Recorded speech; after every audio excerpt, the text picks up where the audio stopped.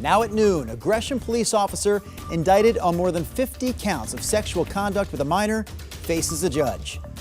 Plus, a dramatic crash between an Uber and a police cruiser, sending 3 people to the hospital. Also ahead, the latest on multiple fires that broke out across Portland overnight, including 2 that drew a big response.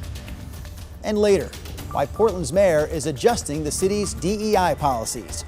KGW News at noon starts right now.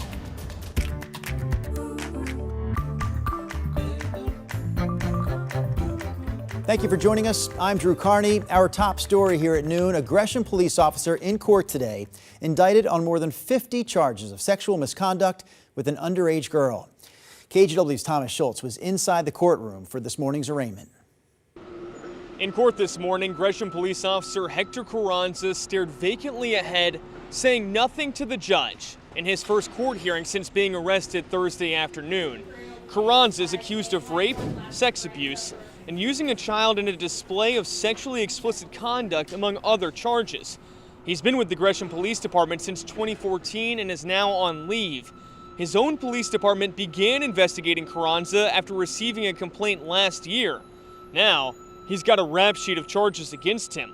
The Multnomah County District Attorney's Office says none of the allegations against Carranza involve his history as an officer or any criminal investigations he was a part of. In a statement, Multnomah County District Attorney Nathan Vasquez said, "Nobody is above the law. When a police officer breaks it, we have a duty to hold them accountable, just like anyone else." This morning, the judge ruled Carranza will be held in jail. His next hearing is on Monday. In downtown Portland, Thomas Schultz, KGW News. This next video comes from Seattle, where a police cruiser slammed into an Uber early this morning. The Uber driver claims the officer ran a red light. This happened around 2 a.m. in downtown Seattle, and a family of 6 was getting a ride in that Uber at the time. The driver said he was turning when the police car ran the red light, T-boned the Uber, then swerved into a light pole. Seattle police say the officer was responding to a high-priority domestic disturbance call with lights on and sirens on. 2 of the Uber passengers were taken to the hospital. The 24-year-old police officer, meanwhile, was treated for minor injuries. Here's what one of the Uber passengers told our station in Seattle. We got lucky again that the Uber driver was able to slam on the brakes and that cop hit the front wheel on the passenger side. Just a few days ago, a city bus hit another Seattle officer also responding to a call. Seattle police say they're investigating both crashes.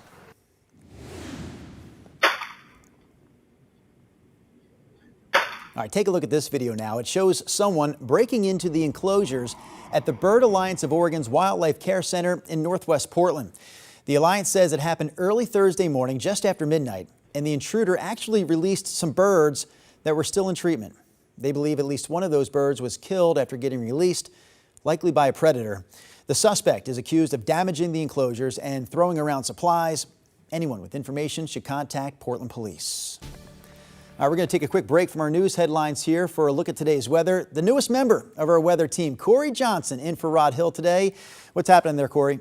Thanks, Drew. Definitely glad to be here. What we are monitoring right now, not much in the way of rain cover across much of our area. Only a few showers out to the east right now near Pendleton. We did have a red flag warning for much of the week due to severe thunderstorms. That dropped this morning. So suffice it to say, it's going to be a beautiful Friday on tap. Our live camera, Chinook Winds Casino camera in Lincoln City, already people out there enjoying a beautiful day over the water. Now, our temperatures there, 59 degrees, not far off in downtown Portland, looking really good. The sun shining through what cloud cover we do have left over from this morning. 73 degrees there, expecting it to climb into the 80s as we hit the afternoon. A look at your temperatures right now, 60s near the coast, 77 in Salem, in Pendleton, 71 degrees. And a similar story for our highs in Southwest Washington, Vancouver, expecting us to reach around 84 degrees with a lot of sun. Today, if you want to plan out the rest of your day, 73 right now, but once we hit 4 p.m., climbing up to around 82, and then the low 70s once we hit this evening, Drew. All right, we'll take a look at that 7-day with you, Corey, coming up here in a few minutes. Back to our headlines now. We have an update on the deadly police shooting that happened earlier this week in Springfield, Oregon. 2 officers who were stabbed before the shooting happened are now out of the hospital and recovering from their injuries. Investigators say police were responding to a call about a man who was acting disorderly inside a car wash. They say the man attacked police when they tried to arrest him, and that's when the officer shot him.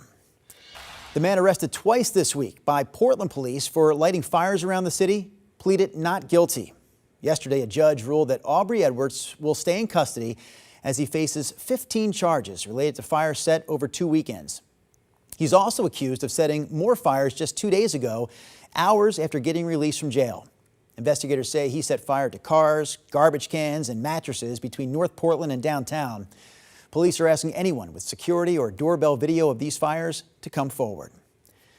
Police in the Dalles are trying to figure out how human remains wound up inside an abandoned storage locker. The person who bought the locker reported finding the remains on Tuesday. And after searching that U-Haul facility on West 6th Street, investigators confirmed that the remains were human. The medical examiner will release the person's identity after an autopsy. After more than 30 years of service on the Willamette River, the Polk County Sheriff's Office has ended its Marine Patrol program. The Sheriff's Office says a 30% cut in State Marine Board funding, totaling about $24,000, made it impossible to keep this program going. You're looking at a small amount for, basically running a full-time person out here. Taking 3 deputies to make that one full-time person, that's not a realistic amount of money to deliver the product that they want us to deliver.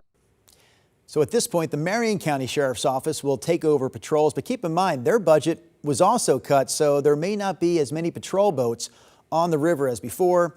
The dispatch center is not impacted, so someone will respond to any calls for help. Portland firefighters were busy overnight with 3 calls in just 2 hours. 2 of them drew a massive response. The first call, just after midnight, involved a large fire at an abandoned warehouse in the Elliott neighborhood of Northeast Portland.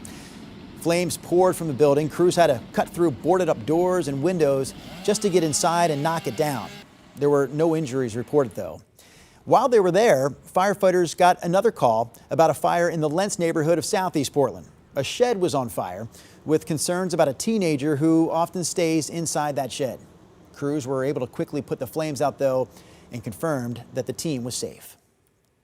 A family of 4 in Battle Ground is also safe this afternoon, but their home is destroyed after an overnight fire.